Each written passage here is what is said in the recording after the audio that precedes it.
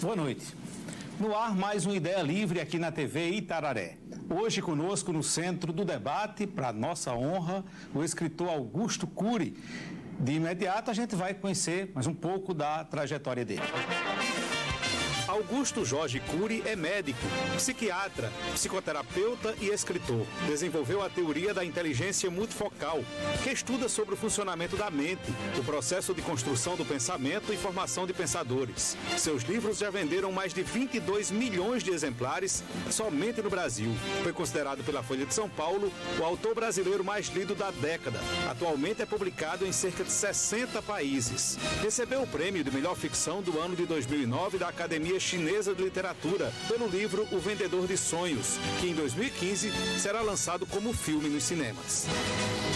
Divide a bancada comigo hoje o jornalista Paulo Roberto, é apresentador do programa Ponto a Ponto, jornalista Milton Figueiredo, do portal Resumo PB, e o psicólogo Rossandro Klingen, nosso convidado de hoje. Augusto Cury, é uma honra tê-lo aqui, ele que é um dos maiores escritores do mundo, né? Ele que tem 37 obras publicadas, só que no Brasil 22 milhões de livros vendidos, né? A marca realmente invejável. Eu gostaria de perguntar de início o seguinte, eu gostaria que ouvir do senhor o seguinte, como é que você se define como escritor? Bom, eu sou apenas um caminhante que anda no traçado do tempo em busca de mim mesmo. Desde quando estava no segundo ano da faculdade de medicina, quando eu passei pelos vales sórdidos de uma crise emocional e experimentei as lágrimas que o rosto nunca tiveram coragem de encená-las, a partir daí fiz um mergulho dentro de mim e comecei a fazer uma série de perguntas. Quem sou? O que sou? Como penso? Por que não administro meus pensamentos perturbadores? Por que não sou autor da minha própria história? Eu aprendi desde cedo que a dor me constrói ou me destrói. Eu usei a dor para me construir e essa trajetória se iniciou ao longo de mais de 30 anos. Foram 3.000 páginas antes de publicar o primeiro livro. Eu desenvolvi uma das poucas teorias mundiais sobre o funcionamento da mente, em destaque sobre a construção de pensamentos e o eu como autor da própria história, bem como os papéis consciente e inconsciente da memória, o território da emoção e a formação de pensadores. Portanto, tem cinco grandes áreas a teoria da inteligência multifocal. Escrevi meu primeiro livro, chamado Inteligência Multifocal, o nome da própria teoria. Claro, nesse país de tão poucas oportunidades, perambulei por muitas editoras e fui rejeitado por todas elas na fase inicial, até que depois de 2 anos, uma editora timidamente apostou no projeto, a Cutrix, e publiquei o livro texto básico da teoria. Claro, só tinha 400 páginas, resumi a teoria, ainda mais de 1.500 páginas inéditas que eu ainda não publiquei. Mas fiquei alegre por um lado, triste por outro, porque quase ninguém entendeu o que eu escrevi. Apenas alguns pesquisadores, nas suas teses de mestrado e doutorado, estavam utilizando a teoria, e eu percebi, ou eu democratizo o acesso, ou socializo o acesso ao conhecimento, ou então vou trabalhar apenas numa universidade, num mundo hermético, fechado, e, consequentemente, esperar que daqui a algumas décadas, se as minhas ideias tivessem alguma validade, elas pudessem ser lidas. Eu resolvi democratizar o acesso à informação. Então, eu sou um escritor, hoje um psiquiatra, psicoterapeuta, que pesquisa na área não apenas de psicologia, mas também de sociologia, filosofia, psicopedagogia, que aplica, que democratiza o acesso a essas informações. O senhor considera que seu trabalho é um trabalho de autoajuda? Não, em hipótese alguma. O trabalho é de autoajuda para aqueles que nunca analisaram o que é autoajuda. Autoajuda, como resposta rápida, pronta, não funciona. No calor da segunda-feira, não se consegue mudar o status quo dos nossos conflitos. É necessário reescrever as janelas da memória, depois eu posso comentar mais com vocês sobre isso. A intencionalidade não muda a personalidade, por isso as frases de efeitos, as frases de motivação não conseguem. Pode ter até boas intenções, mas não consegue mudar as matrizes da personalidade. Agora, são classificados como tal? São classificados porque não tem onde classificar. São livros de psicologia aplicada, sociologia aplicada. Uma outra coisa, meus livros são utilizados em muitas teses de doutorado e mestrado. Não apenas no Brasil, em outros países também. Então, como pode um autor que escreve autoajuda ser um autor cuja teoria é objeto de mestrado e doutorado? Talvez seja um dos poucos pensadores vivos na atualidade, falo com muita humildade, cuja teoria é utilizada em ciência da educação, em psicanálise, em gestão de pessoas e assim por diante. Vamos seguir a primeira rodada de perguntas, Milton. Meus cumprimentos, Augusto. Prazer enorme também fazer parte dessa bancada. E o professor Sandro Clinge também conosco. Seja bem-vindo, nossos telespectadores. Qual a análise que o senhor faz da formação da personalidade, do ego, do povo brasileiro, de uma forma em geral? O senhor viaja o mundo todo, viaja também o Brasil, e agora nesse período de Copa do Mundo se discutiu muito que o brasileiro tinha o sentimento de vira-lata, o pensamento, enfim. Qual é a análise que o senhor faz hoje dessa formação do ego e da personalidade do povo brasileiro? Obrigado por essa pergunta. A memória humana contém as matrizes e os segredos da personalidade. Existem algumas janelas que são leves, não tem alto potencial emocional, nem alto conteúdo tensional. Essas janelas não definem muito a personalidade. Por exemplo, uma pessoa, ela é irritadiça, depois calma, tranquila, ela é insegura, ela é ousada. Enfim, as janelas da memória vão definir, em determinado momento existencial, a partir de serem lidas, as mais diversas características de personalidade. Existem outras janelas que são estruturais, como esse edifício. Alguns pilares não podem ser mexidos, definem o que é esse edifício, ainda que as pessoas não percebam. Essas janelas estruturais nós chamamos de duplo P, duplo poder. As traumáticas, duplo poder, ou killer, duplo poder, tem o poder de encarcerar o eu e o poder de retroalimentar um núcleo traumático, levando ao adoecimento. E tem as janelas light, duplo P, que tem o poder de libertar o eu, ao contrário da conflitante ou traumática que encarcera, e o poder de libertar o imaginário e desenvolver consciência crítica e as mais diferentes características de personalidade. Bom, do ponto de vista do inconsciente coletivo, nós somos uma nação jovem, mas uma nação jovem que faltou grandes seres humanos que fossem mais comprometidos com o desenvolvimento a médio e longo prazo, que inspirasse a juventude, que lutasse por ideais intensos e fortes, capaz de nos inspirar e nos motivar lá no secreto do nosso próprio ser. Fomos um país, felizmente, que não tivemos grandes guerras. E tudo isso levou à formação de janelas com baixo potencial tensional. Então, existe, sem dúvida, uma flutuabilidade emocional. As pessoas têm uma motivação, daqui a pouco se desencanta com o partido e vai para outro partido. Não há oportunidade para aquele partido ou até contribuição para que ele se reconstrua, se reinvente, se fortaleça. As pessoas, elas têm uma liderança na empresa, mas daqui a pouco uma frustração é capaz de levar um impacto emocional, flutuar a emoção e consequentemente, gerar uma rejeição. Enfim, no inconsciente coletivo do brasileiro, claro que eu estou falando de um modo geral, está sujeito a muitos erros à minha própria observação, já que você fez uma pergunta genérica. Falta janelas estruturais que definem uma meta a médio e longo prazo. Veja a questão política. Mais de 90% dos políticos são indignos do poder que têm. O poder os apequena, os infecta, os diminui, porque leva à necessidade neurótica de que as pessoas os sirvam. E não eles deveriam usar o poder para servir as pessoas. Não percebe que são empregados do povo, são pagos pelos impostos da população, da sociedade. Mas no inconsciente coletivo dos políticos reproduz um pouco o que há na sociedade, sem compromisso a médio e longo prazo. Tudo observando resultados imediatos. Falta estrutura, falta pilares para sermos uma sociedade cada vez mais madura, que se preocupa com qualidade de vida e sustentabilidade. Paulo Roberto. Boa noite, doutor Augusto. Prazer receber aqui. Tudo bem. Na Itararé. Na minha adolescência eu ouvi muito Raul Seixas, composições dele e de Paulo Coelho. E tem a famosa música Ouro de Tolo, quando num trecho ele diz que é você olhar no espelho, se sentir um grandíssimo idiota, saber que é humano, ridículo, limitado, que só usa 10% de sua cabeça animal. É verdade que todos nós temos potencial para desenvolver muito mais, e mesmo aqueles que atingem um potencial considerado alto pelos demais ainda teria condição de crescer mais mentalmente? Bom, em primeiro lugar, obrigado pela sua pergunta. E Raul Seixas foi um gênio. Mas os gênios não quer dizer que acertam sempre. É o gênio, mas se perdeu no meio do próprio sucesso, da angústia, até do conflito, numa sociedade que não tinha eco com as ideias que ele apresentava. Ele era realmente uma pessoa de incrível capacidade. O fato de falar que nós somos um ser humano ridículo, limitado, que não usa 10% da nossa cabeça, está correto. Nós somos apenas átomos errantes que andam no traçado do tempo, em busca de nós mesmos. Só que as pessoas vivem como se fossem eternas. Elas não têm consciência da temporalidade existencial.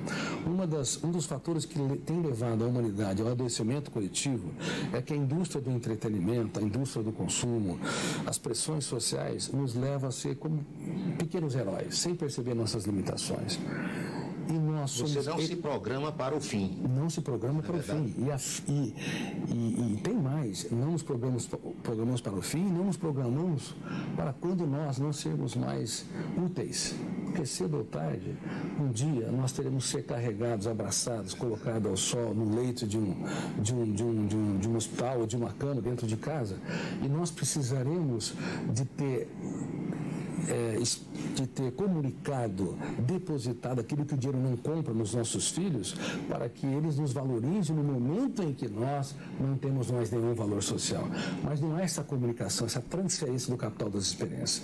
Um dos grandes erros da educação é que nós transferimos aquilo que o dinheiro compra. Sucesso, apontamento de falhas, de acertos, bens materiais como internet, celulares, enfim, casas, carros, mas não transferimos as nossas lágrimas para que os nossos filhos aprendam a chorar as deles. Não transferimos os nossos fracassos para mostrar que ninguém é digno do pódio sem utilizá-los para conquistá-los. Isso está gerando no mundo todo, isso não é um problema brasileiro só.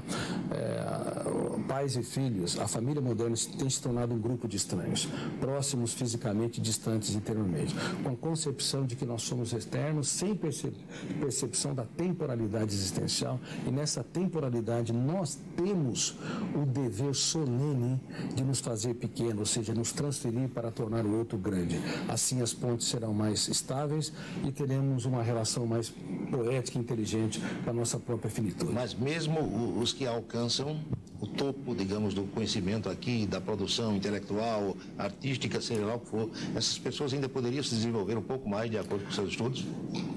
Eu quero deixar bem claro. Nós podemos desenvolver uma genialidade não genética. Os meus livros também são utilizados em institutos de sobredotados, inclusive fora do país. Temos um potencial enorme. E não é a nossa memória que não é utilizada adequadamente. Isso é bobagem.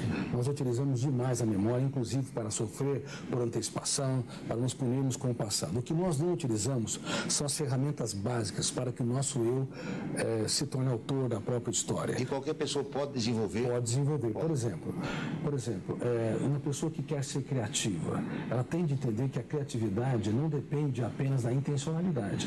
Depende de sonhos, projetos de vida e não desejos. Desejos são intenções superficiais, que não resistem ao problema do calor da segunda-feira. Ou seja, não resiste à própria movimentação da própria existência. Sonhos são projetos de vida e é necessário transpiração, é necessário disciplina. Sonhos sem disciplina produzem pessoas e sem iniciativas, o sonho só passou. Exatamente. Verdade. E disciplina sem sonhos produz pessoas autônomas, que só obedecem ordens. Estamos na era do consumo de produtos e serviços e não de ideias. Nós não temos mais sonhadores, não temos pessoas revolucionárias, rebeldes às convenções do conhecimento, que pensam fora da curva. Claro que temos, mas é a exceção. Isso. A regra tem levado a não ser mais um número na multidão, mais um consumidor em potencial e não um ser humano complexo e completo. Psicólogo Rossandro Klinge, prazer grande tê-lo aqui. Muito obrigado por ter atendido nosso convite. Boa noite. Boa noite. Eu que agradeço. Prazer enorme estar aqui falando com o Augusto. Augusto, você estava falando um pouco quando fazia uma análise sobre a questão da formatação da cultura brasileira, sobre o esvaziamento de lideranças historicamente se acompanha. A gente percebe hoje no mundo ocidental, porque às vezes quando a gente vai fazer comparações de cultura é meio complexo, né? Mas pelo menos no mundo ocidental a gente também viu um certo esvaziamento de lideranças. Um exemplo recente é a expectativa que o povo americano criou na eleição de Barack Obama e a frustração que veio na sequência. Porque a gente tem sentido que não só há um esvaziamento dessas pessoas, como há um empoderamento do coletivo.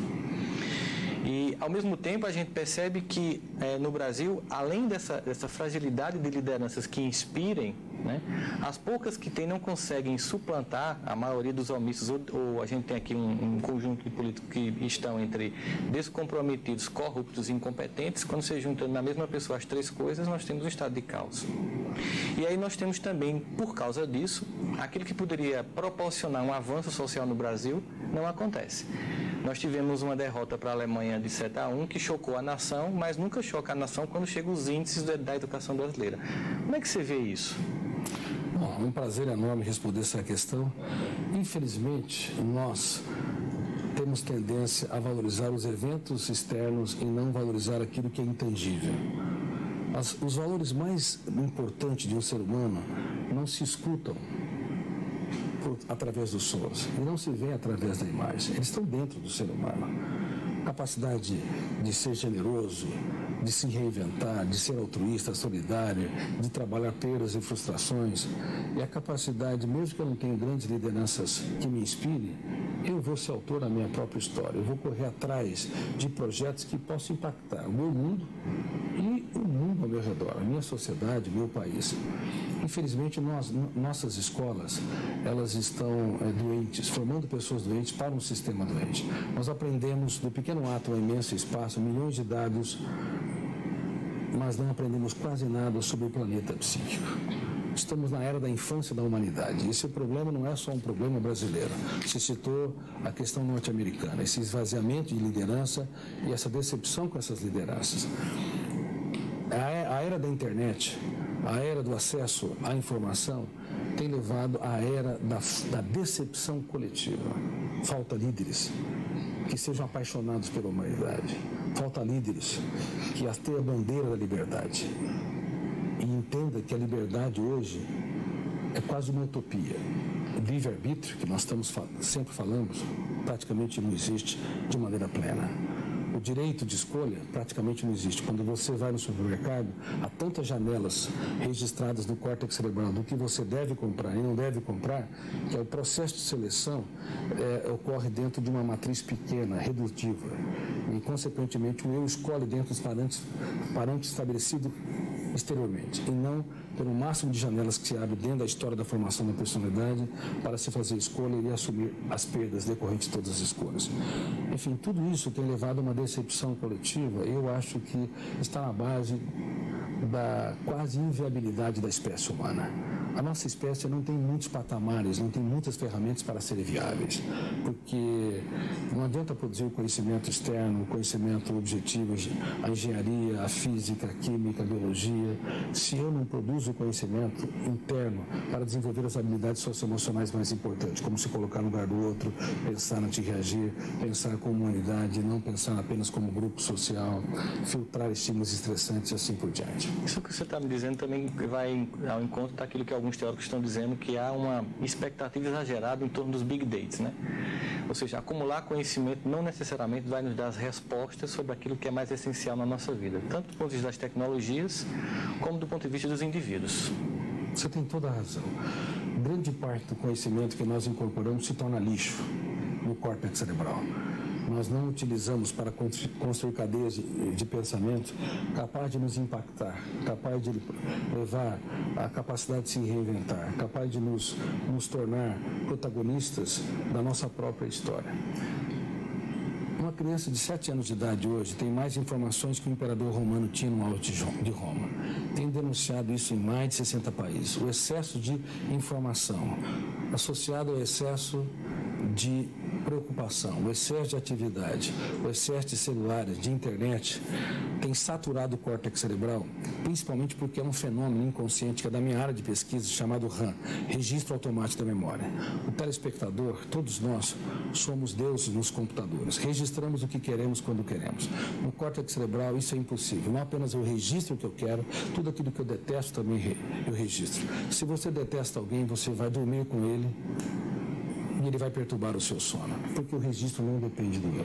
Então, todo o bojo de informações que vem dos livros, que vem da televisão, que vem em especial da internet, dos celulares, que vem do esporte, música e assim por diante, é arquivado no córtex cerebral, em especial numa área nobre chamada MUC, memória de uso contínuo, que corresponde mais ou menos a 2% da memória.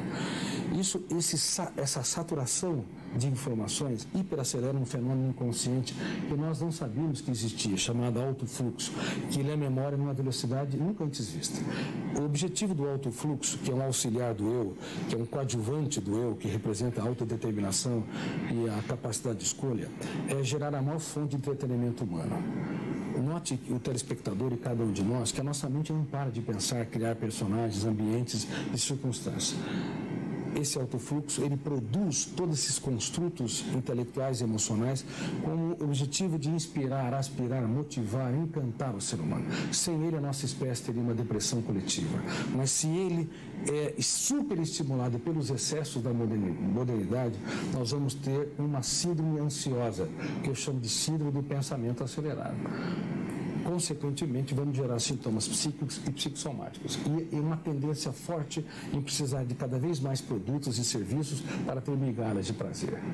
Por isso que nós estamos diante da mais poderosa indústria de entretenimento de todos os tempos e diante também, paradoxalmente, da geração mais triste que já pisou nessa terra. Bem, todos agora estão livres para fazer as perguntas aí à vontade e participar do debate, né, diretamente.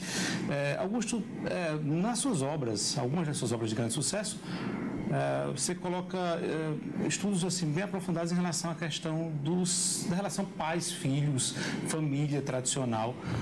Está faltando nos dias atuais essa relação dos pais como educadores na sociedade? Bom, como eu estou num debate aqui, eu vou rasgar meu coração. Raramente eu dou entrevista no Brasil.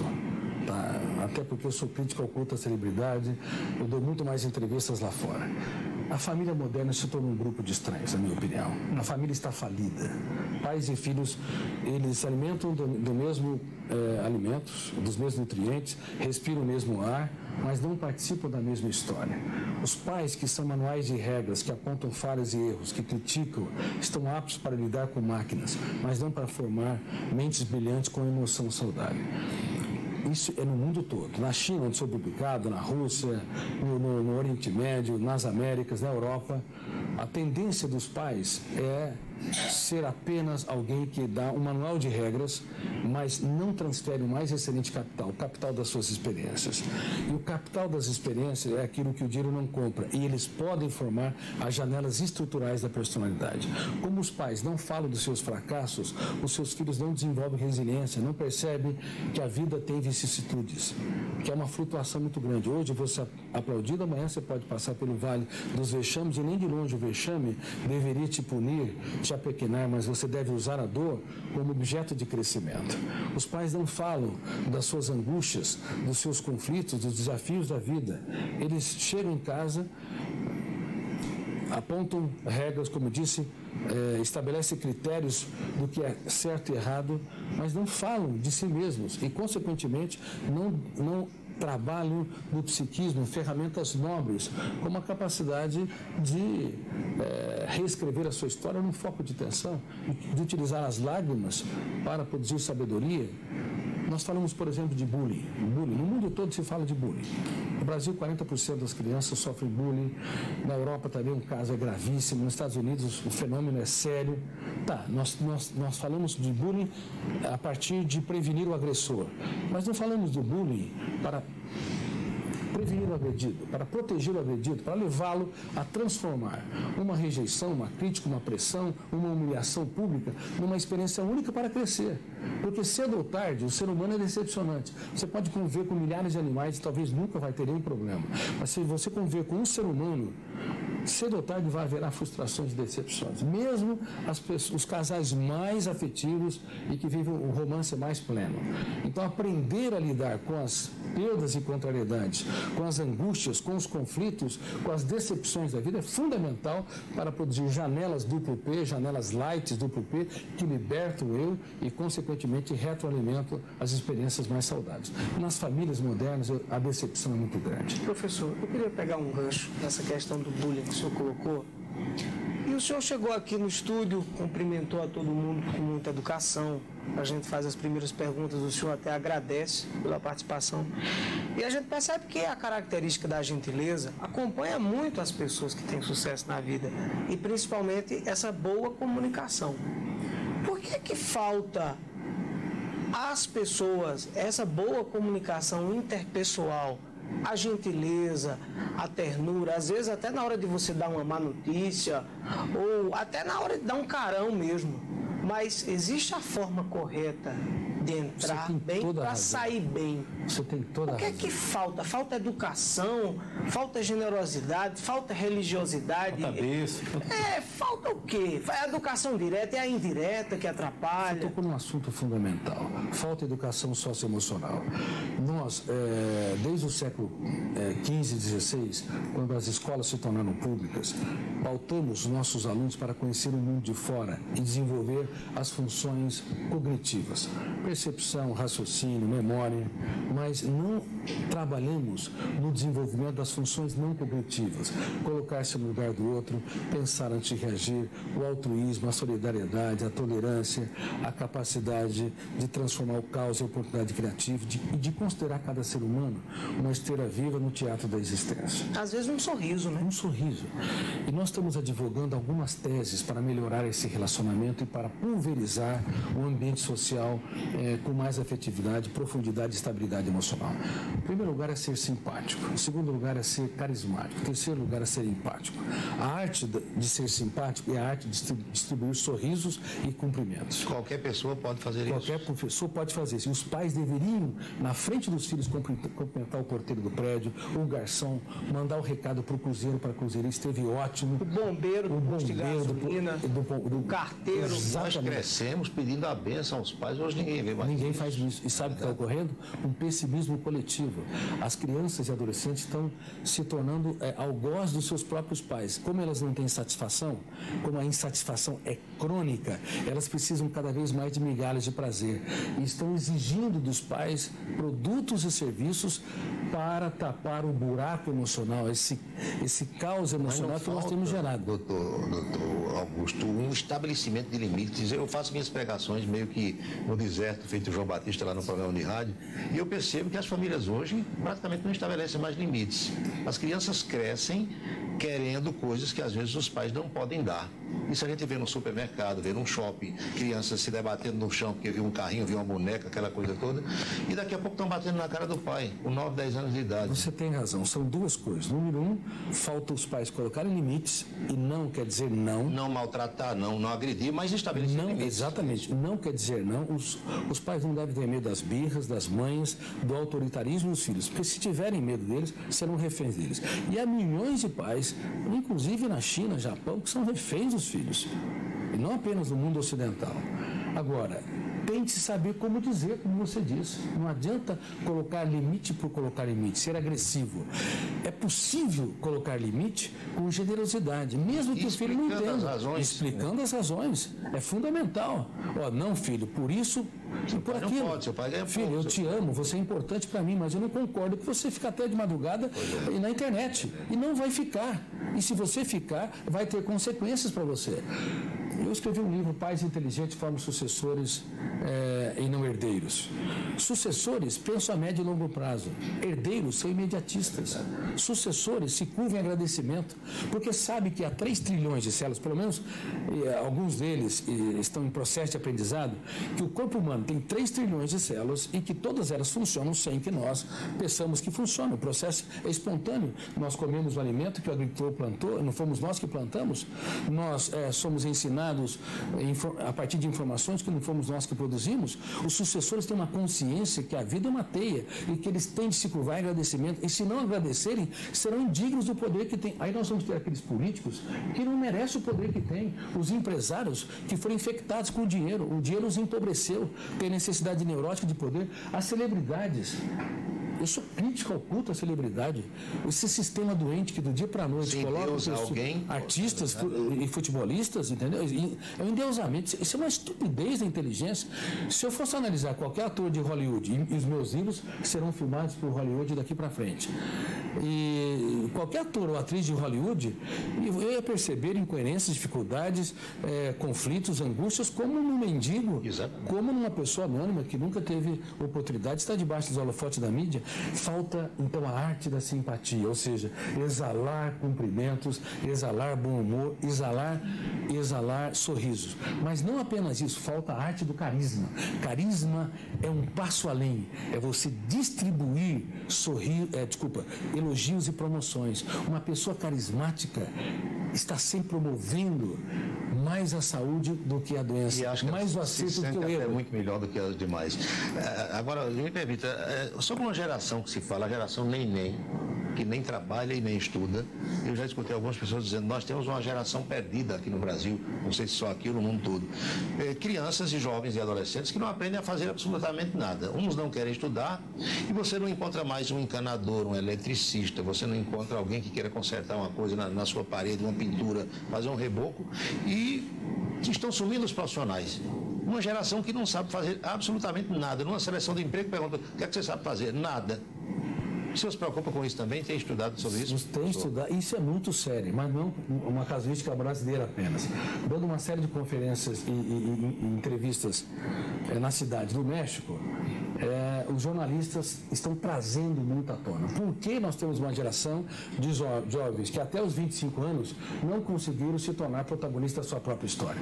E às vezes se estende até 30 anos. Faz uma faculdade, não gostaram, desiste no meio do caminho, fazem outra e assim por diante, e ficam dentro de casa. Até nos Estados Unidos, com 18 anos, os jovens saíam há cerca de 10 anos, 15 anos, e saíam e tinha que se virar e construir sua própria história. Claro que havia até um déficit de afetividade importante, eu só era crítico desse sistema rígido, mas havia essa construção do ser, esse profissional que tinha que se virar, caso contrário não seria sustentado.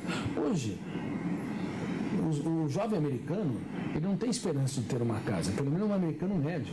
Ele vai ter esperança de ter um carro financiado e ele não tem esperança de pagar a sua faculdade, porque as faculdades públicas também são pagas e caras, entendeu? É um jovem que está desanimado, que está encostando nos seus pais. Por isso que herdeiros vivem na sombra dos seus pais e sucessores constroem o seu legado. Bem, a gente vai fazer um intervalo, na volta no próximo bloco, a gente vai fazer um rápido intervalo, né, tomar uma aguinha, daqui a pouco a gente volta para essa conversa importantíssima hoje aqui no Ideia Livre, né, com o renomado escritor Augusto Cury. Até já.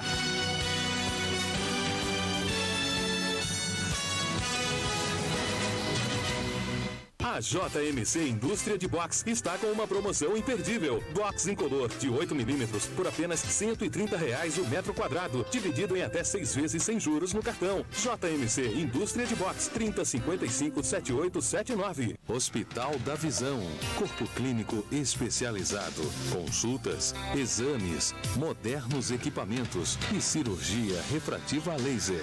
Hospital da Visão, um mundo novo diante dos seus olhos. A Tec Vidros, processadora e distribuidora de vidros, está com uma novidade que vai aquecer ainda mais a qualidade da empresa. Com um novo forno horizontal, a Tec Vidros garante um produto perfeito com pontualidade na entrega. Tec Vidros, fundindo tecnologia e pontualidade. Acompanhe os novos horários da nossa programação de segunda a sexta. Às 11h45, Plantão Itararé Notícias. A notícia em primeira mão. Meio-dia, o noticiário nacional do Jornal da Cultura, primeira edição. 1h, ponto a ponto, o talk show da Itararé. E à 1h30, diversidade, diversão, cultura e arte. TV Itararé, a ideia livre.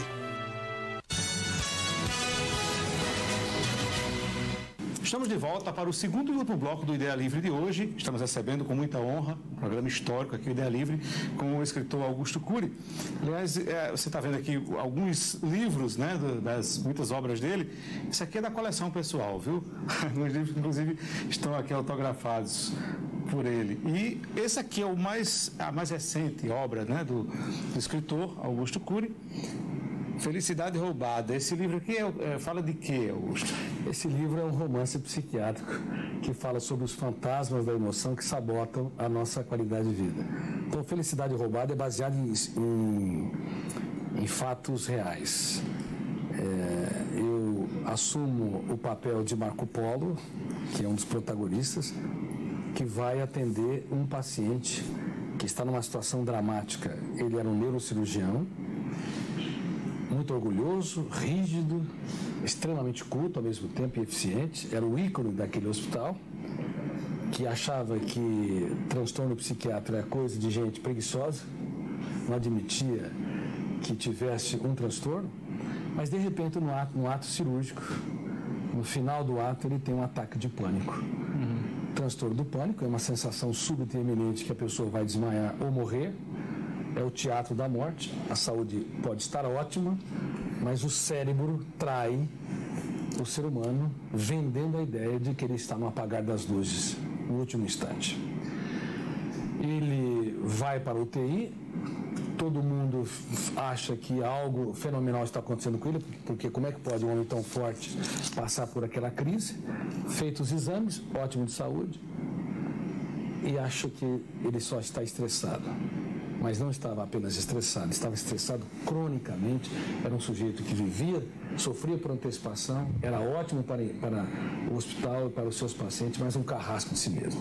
Os ataques se repetem, 1, 2, 3 vezes, ele deixa de clinicar, depois ele deixa de operar, começa a frequentar um psiquiatra, mas debate e é resistente, não consegue se adequar ao tratamento e começa a ter ataques de pânico consultando os pacientes, não apenas operando. Bom, enfim, ele aos poucos deixa de atuar como médico e se torna um zumbi dentro de casa. Ele ficou 15 anos isolado. A sua filha queria, agora ele tinha todo o tempo do mundo para a sua filha, tinha uma única filha, mas ele não tinha motivação, encanto para sair com ela, para abraçá-la, beijá-la e transferir o capital da experiência. Até que ele se tratou, depois de 15 anos, novamente fez uma tentativa, achava que ia ser frustrado, era resistente, mas aos poucos eu consegui levá-lo a fazer a mais importante viagem que um ser humano deve empreender, a viagem para dentro de si mesmo, e o seu eu aprendeu a desenvolver uma técnica. Eu quero deixar isso claro para o telespectador. Pensar antecipadamente, sofrer por aquilo que não aconteceu, é um desperdício da energia intelectual. Ruminar o passado e ter sentimento de culpa também esmaga o córtex cerebral. Ter a necessidade neurótica de ser herói, o mais rico de um cemitério, ou mais eficiente no leito de um hospital, também esgota o cérebro. E o eu pode e deve impugnar cada pensamento perturbador. Ele pode e deve criticar cada ideia angustiante. Ele pode e deve confrontar com cada emoção angustiante. Só que o nosso eu, que representa o líder da nossa mente, não é treinado nas escolas de ensino fundamental, médio e universidade, mesmo no mestrado e doutorado, para ser protagonista da nossa história. O nosso eu se cala por fora, ele agride fora, mas se cala por dentro, onde ele deveria ser um gestor da mente humana. Então essa técnica de duvidar, criticar e determinar estrategicamente ser autor da própria história deveria ser feita todos os dias por todos os seres humanos. É uma técnica tanto psicoterapêutica para ajudar a resolver os casos, e às vezes precisa de medicamentos complementares, como uma técnica preventiva para que possamos ter uma vida mais tranquila e serena nessa sociedade altamente estressante. Sei que muita gente que lê Augusto para ler mais novo. Com certeza. A felicidade humana facilmente é roubada. Eu quero deixar claro, infelizmente, grande parte das pessoas vão desenvolver um transtorno psíquico. 1 a cada 2 pessoas, ou de 3 bilhões a 3 bilhões e meio de pessoas, cedo ou tarde, vai ser abarcado por um transtorno, e a minoria vai se tratar, e a minoria vai ter a felicidade de ter um bom psiquiatra, um bom psicólogo, e, consequentemente, vai ter uma resolução do seu conflito. Por isso, é muito mais eficiente, democrático e generoso prevenir transtornos psíquicos. Por favor, ensine os seus filhos a discordar de cada ideia perturbadora, a enfrentar o medo. Ensine os seus filhos a virar a mesa contra tudo aquilo que o controla, inclusive as falsas crenças de que não tem capacidade e não consegue superar os seus conflitos. Augusto, no oráculo de Delfos, na Grécia Antiga, tem uma frase, muito famosa que o Sócrates citava, conhece-te a ti mesmo. Eu estou vendo o quanto na sua obra, na sua fala aqui, em algumas palestras suas que eu já assisti, você trabalhar essa necessidade de uma viagem interna, num universo em que as pessoas estão vivendo um mundo cada vez mais exterior, vazio e frustrante. Em contrapartida, você também faz uma ponte extremamente interessante e com aquilo que seria uma referência para a nossa cultura ocidental. Porque quando a gente falou aqui inicialmente de pais que perderam a importância de serem líderes para os seus filhos, líderes políticos que estão vazios, nós temos alguns personagens da história humana que impactaram com sua presença de uma forma tão marcante que podem ser a fonte desse vazio que nós temos. É o caso, por exemplo, do personagem histórico e também miticamente religioso Jesus, que você trabalha nas suas obras. Ao mesmo tempo, a gente vê hoje que existe, antigamente se dizia que no ano 2000, os chamados PhDs, né, nossos colegas da universidade, que no ano 2000 todas as soluções humanas seriam encontradas pela ciência e que os templos religiosos estariam vazios. E a gente não vê isso, acontece o contrário. Mas, curiosamente, nós estamos vendo hoje também um problema muito sério no campo da antropologia da fé ou da sociologia da fé, que a gente chama de adesão sem conversão. Ou seja, eu vou aderir a um certo tipo de religiosidade, mas eu não passo por uma modificação interna. De um modo que a gente percebe hoje, analisando psicologicamente, que Jesus para muita gente virou apenas um objeto de culto, mas não é um modelo de comportamento. E aí você, ao traçar a inteligência dele, você traça essa capacidade dele nos imprimir um modelo de comportamento. Quando ele diz assim, vós sois deuses, mas não diz que isso é uma coisa dada, e depois diz, fazei brilhar a vossa luz. Ou seja, trabalhe no sentido de executar em você o potencial que eu sei que você tem. Como é que você vê essa questão? Muito interessante sua observação, obrigado por ela. Infelizmente, as religiões cometeram um erro crasso de não ter estudado o maior formador de pensadores sob o ângulo da ciência. Quando eu falo as religiões, falo o catolicismo, o protestantismo, o budismo exalta em prosa e verso o Jesus também, e em especial o islamismo também dá uma importância enorme, todas as suratas falam de Jesus. Mas por que cometeram erros? Porque ele foi estudado sob o ângulo da religiosidade, da espiritualidade, do ângulo, como você disse, do culto a Deus. Claro, isso é respeitável, sem dúvida nenhuma. Mas, pelo fato de eu ter estudado a psicologia da sua mente, as ferramentas que ele utilizou para gerar pensadores, há um vazio nas universidades sem precedente. E as religiões cometeram atrocidades porque tiveram a necessidade neurótica de defender as suas verdades e não perceberam que ele, independente da sua divindade, como ser humano, foi revolucionário em todos os aspectos. Ele reinventou o ser humano. Por exemplo, ele escolheu a piores tipos de jovens para formá-los como mentes brilhantes. Tomé era paranoico, extremamente seguro. Pedro era hiperativo, tenso, ansioso. Se fosse um aluno nos dias de hoje, todo professor queria bani-lo da sala de aula. Ritalina. A pílula... Eu tenho crítica. Ritalina no mundo todo estão se prescrevendo, confundindo a síndrome do pensamento acelerado com hiperatividade. Um erro crasso. Médicos no mundo todo, e isso não deveria acontecer. Depois nós podemos falar sobre isso. João flutuava sua emoção entre o céu e o inferno. Bipolar. No momento ele era afetivo, generoso. No outro, ele queria eliminar quem andava com o seu mestre. E tinha uma ambição tão grande, uma necessidade neurótica de poder tão grande, que ele usou sua mãe para fazer uma proposta. Quando você vier no seu reino, um filho meu senta à direita, o outro à esquerda. Um será ministro da Economia, o outro da Justiça, o resto, os demais cargos para os outros. Bom, e o melhor deles, do ponto de vista sociológico e psicológico, provavelmente era Judas Iscariotes, ao contrário do que muita gente pensa. Tinha vocação social, era brando, não colocava o seu mestre em situações de riscos, só que ele tinha um gravíssimo problema na personalidade, não era transparente. O seu eu não tinha contato com as suas mazelas e misérias. E quem não é transparente não reedita a sua história.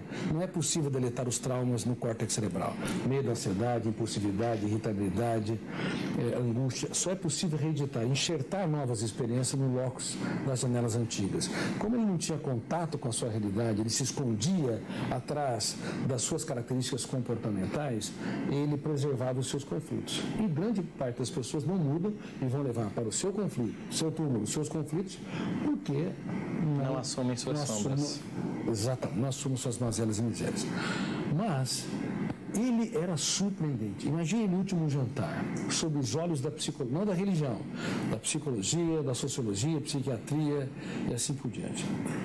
Ele poderia estar profundamente decepcionado, porque todos eles o abandonariam, o mais forte o negaria, e o mais inteligente, o mais culto da tribo dos Zelotes, Judas, o trairia. Mas ele teve a coragem de se pegar uma bacia de água e uma toalha e se curvar aos pés dele. Ele quis dizer, de maneira borbulhante, o que as palavras não conseguiram impactar. Se vocês querem ser meus alunos, se vocês querem ser úteis para a humanidade, vocês têm de se fazer pequeno para tornar os pequenos grandes. Como eu estou fazendo aqui agora. Ele investia tudo que tinha naqueles que pouco tinha. E para Judas, ele fez mais. Ele falou que ia traí-lo, mas ele deu um pedaço de pão para aquele jovem.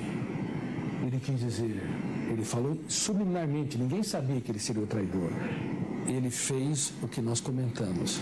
Ele elogiou o seu traidor, dando um pedaço de pão. Eu não tenho medo de ser traído, eu tenho medo de perder um amigo.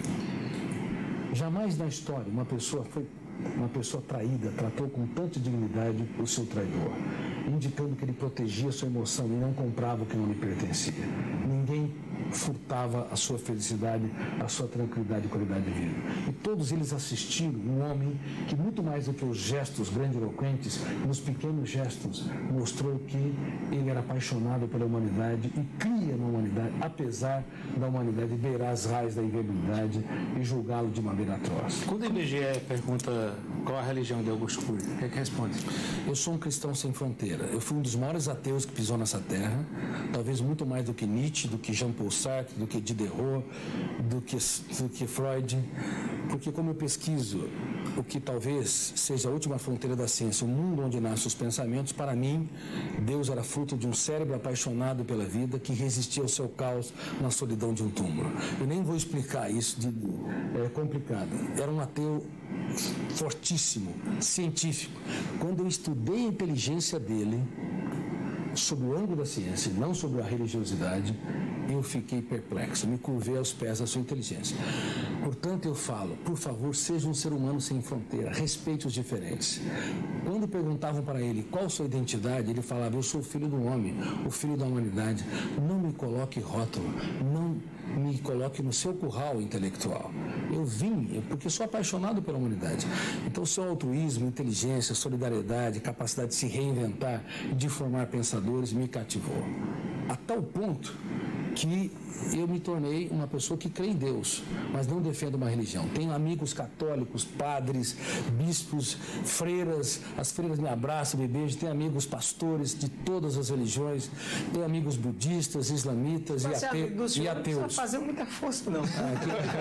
Essa gentileza toda.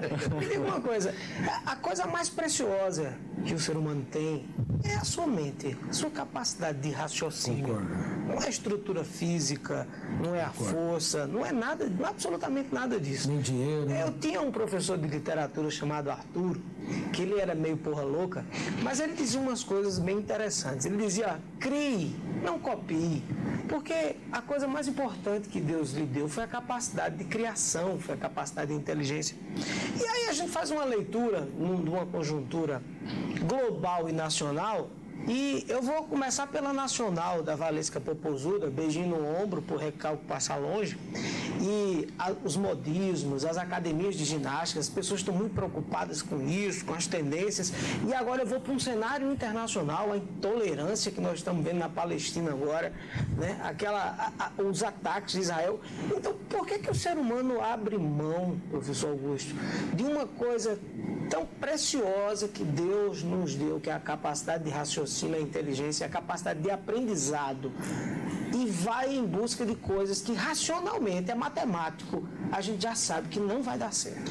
Sua pergunta é muito inteligente e bem propícia. Estive em Israel lançando o programa Free Mind, em Dubai, Israel, bem como nos Estados Unidos. Free Mind é talvez o primeiro programa, ou um dos poucos programas mundiais para a prevenção de transtornos psíquicos e desenvolvimento das habilidades socioemocionais. Eu renunciei aos direitos autorais desse programa, ele é completamente gratuito.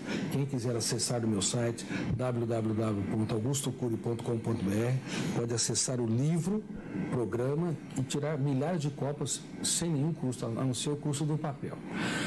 Quando eu estava dando essa conferência sobre o Free Mind, eu falei exatamente sobre isso. Um ser humano que abre mão de ser Homo sapiens para ser Homo bios, que não abre as janelas da sua mente para perceber que os diferentes, na sua essência, é exatamente igual. As nossas diferenças de raciocínio, de culturais, religiosas, estão na ponta do iceberg. Na base imensa, nós entramos em milésimos de segundos e, sem saber como fazemos, resgatamos verbos e conjugamos tempo espacialmente e amarramos numa cadeia com um pronome, substantivo e adjetivo. Isso não foi estudado no passado. Infelizmente, Freud, Jung, Adler, Piaget, Vygotsky, Arthur Schopenhauer e tantos outros utilizaram o pensamento pronto para produzir teoria, são brilhantes teóricos, mas não estudaram como se constrói pensamentos, quais são os fenômenos que em milésimos de segundos atuam na mente humana para produzir o Homo sapiens. E quando nós estudamos isso, nós vamos perceber exatamente como você falou. Na essência, somos iguais. Não há palestinos, não há judeus, nunca houve brancos e negros, nem intelectuais e letrados. Somos um mundo a ser descoberto, um pequeno e infinito mundo. Mas como nós não estudamos o processo de construção de pensamentos, nós nos pautamos pelas diferenças religiosas, pelas diferenças culturais e não valorizamos adequadamente o mundo infinito da nossa essência. Isso gerou consequências trágicas na formação da personalidade e disputas irracionais em todo o mundo, desde discriminação contra as mulheres, crianças, imigrantes, judeus, árabes e assim por diante. Eu estudei muito a Hitler, a sua inteligência e as técnicas de marketing de massa que ele utilizou para devorar o inconsciente coletivo da Alemanha, para depois devorar judeus, marxistas, eslavos e assim por diante. Bom, essas atrocidades vão continuar acontecendo porque nós estamos na nossa infância emocional. Nós não estamos na nossa maturidade emocional. Apesar de estarmos no apogeu da tecnologia digital, no apogeu da engenharia, de som, de imagem, comunicação, nós estamos na infância para perceber e para desenvolver essas habilidades socioemocionais. Só essa habilidade de se colocar no lugar do outro, que se fosse treinada nas universidades, amplamente, nós resolveríamos grande parte dos grandes conflitos. Mas, infelizmente, nós não trabalhamos essas ferramentas. Mas eu quero dizer, vamos usar um exemplo em cima do que você disse, as provas escolares. As provas escolares, como é feita hoje no mundo todo, é quase um absurdo, porque quando o aluno está na prova, ele é obrigado a repetir os dados que o professor falou e não criar em cima do que o professor falou. Nós matamos a criatividade pelas provas escolares. E, além disso, porque não se estudou a construção de pensamentos, não se sabia que algumas armadilhas. Por exemplo, se o garoto, ou mesmo um universitário ou pós-graduando, entra numa janela killer ou traumática, o volume de tensão é tão grande, em milésimos de segundos bloqueia os arquivos, milhares de arquivos com milhões de dados. Tudo que ele aprendeu não é acessado. E essa janela killer tem o quê? Pressão dos pais, autocobrança, pressão dos professores, pressão do mercado, preocupação excessiva. Não sai nada na prova. Não sai nada. Bloqueia a capacidade de pensar. Dá o branco, nós vamos destruir gênios, e estamos destruindo gênios no mundo todo. Eu estou gritando em mais de 70 países que a educação mundial está doente, formando pessoas doentes para o sistema doente. Deveríamos avaliar os alunos não apenas pela repetitividade de dados, mas também, como a gente fala, mas também pela inventividade. Como você falou, a criação, o raciocínio esquemático e o desenho intelectual, e também fora das provas, pela interatividade, pela capacidade de participação, cooperação, altruísmo e solidariedade. Mas, infelizmente, nós estamos com uma educação, com a escola do século XVI, com uma sociedade do século XXI e com um aluno hiperpensante que não consegue se interiorizar e que não consegue desenvolver as habilidades mais importantes para ter maturidade socioemocional. É engano ou é correto dizer que o médico é um instrumento de Deus? O médico, ele pode ser instrumento de Deus e da humanidade quando ele tem um caso de amor com a saúde psíquica, com a saúde física. Quando ele se preocupa apenas com o dinheiro que ele recebe, com o retorno financeiro ou com as pessoas que têm mais condições sociais, ele pode se tornar um algoz. E tem médico que se acha Deus? Tem uns que nem gostam da comparação. Neste livro eu falo, eu acho que tem faço uma brincadeira. Certeza, né? Alguns cirurgiões, não todos, alguns cirurgiões quando entram na sala cirúrgica, eles acham que são Deus. Quando saem, têm certeza. Mas eu dou conferência para médicos com frequência e digo que cada ser humano, se não tem recurso, por favor, atenda melhor do que tem recurso, porque ele já está ali com complexo de inferioridade, sentindo que está atrapalhando, que não é valorizado, fragilizado. Eu quando atendia os meus pacientes, eu dava uma atenção solene para quem não tinha recurso. Uma parte do meu tempo era sempre dispensada para esses pacientes. Eu fiz mais de 20 mil sessões de psicoterapia e consultas psiquiátricas. Hoje eu não tenho tempo mais de atender, eu treino mais profissionais. Mas quando uma pessoa está sofrendo, eu quero deixar claro, naquele momento, como a psique é um mundo único e indecifrável, o universo sofre com a dor dele. Para ele, é como se o universo estivesse angustiado, deprimido, preocupado, tenso. Por isso, valorizar alguém que sofre é fundamental. E a cada 4 segundos, uma pessoa tenta o suicídio na Terra, e a cada 40 segundos, uma pessoa se mata pelas próprias mãos. Quando nós vemos algum aluno, algum filho sofrendo, alguém, nós não podemos abrir mão de perguntar: você está angustiado, está deprimido, o mundo está desabando sobre você, você tem desejo de não viver mais?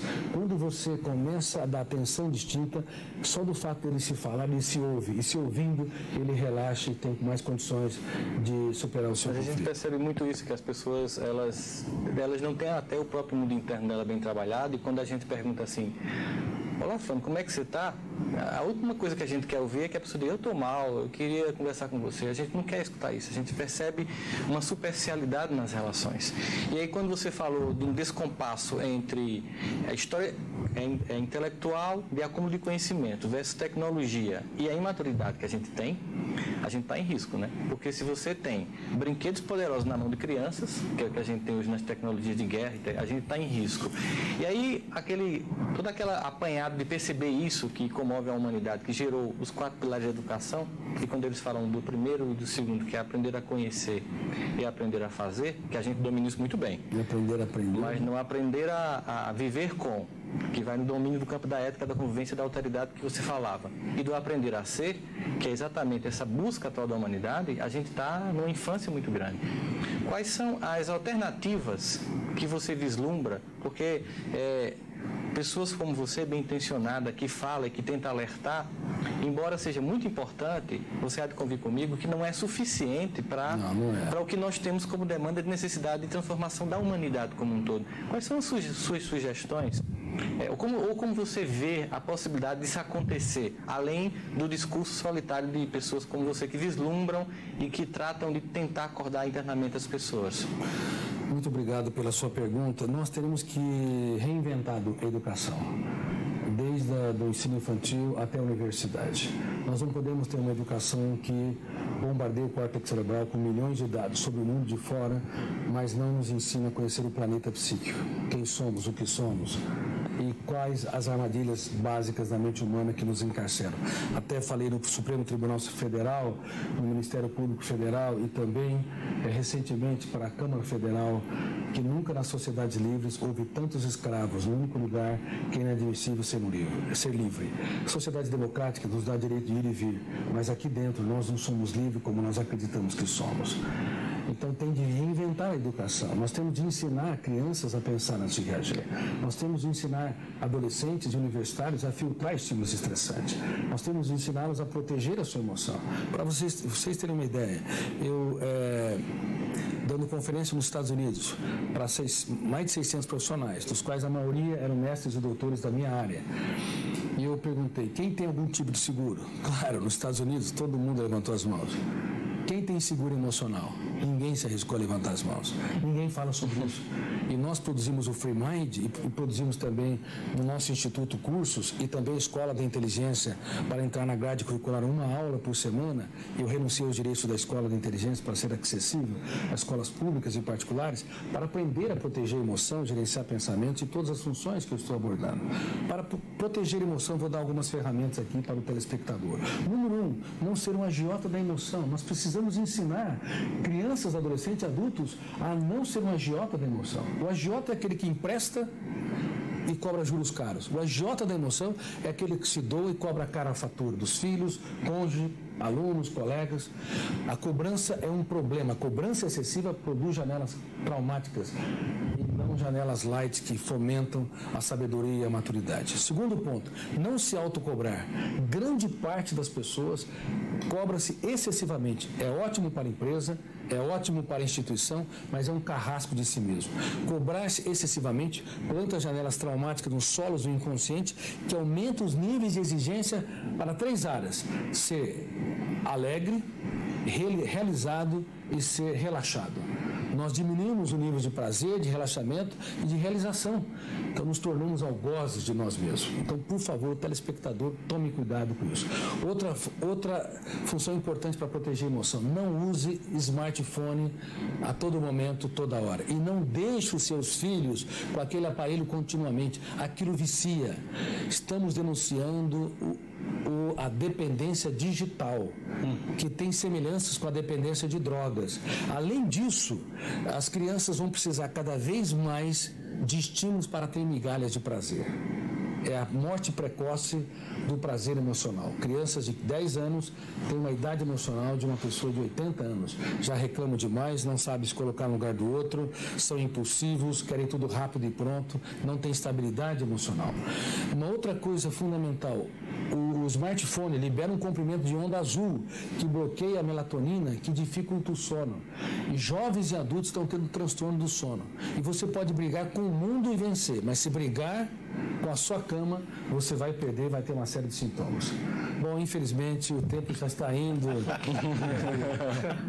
Pois é, por nós aqui ficaríamos a noite. Fazemos 3 programas desses aqui direto. Agradecer a Milton mais uma vez. Obrigado, Milton. Obrigado, Paulo. Obrigado, Tia. Está aqui conosco. São mentes brilhantes. Fico muito honrado de estar sendo entrevistado num debate com um time tão inteligente. Muito Parabéns. Obrigado. Professor Rossandro, nosso grande mestre aqui local. Muito obrigado, Rossandro. Que agradeço essa oportunidade, que é isso. Psicólogo Rossandro Klinger, nosso convidado de hoje. Augusto, para a gente é um programa histórico, é um momento histórico, uma honra muito grande recebê-lo aqui. Muito obrigado. Obrigado, uma grande honra e uma boa notícia. Meus livros serão filmes como Vendedor de Sonhos, Futuro da Humanidade e Petrus Logos, O Guardião do Tempo. Serão filmes? Serão filmados por Hollywood, inclusive. Tá? Uma grande oportunidade para contribuir com a humanidade. O nosso Harry Potter brasileiro, das emoções. Exatamente. Petrus Logos e O Guardião do Tempo. Essa produção vai ser onde? Vai ser em Hollywood, tem vários estúdios com a Warner Bros., a Disney, estão interessados em filmá-lo. Muito bom. Notícia, né? O Vendedor de Sonhos, no final do ano que vem, ele já vai estar nas telas. Ok, muito obrigado. Para contribuir com a humanidade. O importante é isso. O resto não tem valor. E sempre puder, vem a Campina Grande para nos enriquecer ainda mais, né? Com certeza. Aqui tem um cheiro de inteligência. Parabéns. Muito obrigado a você que está em casa, mais uma vez pela companhia, pela audiência. Mais um Ideia Livre. Até o próximo programa.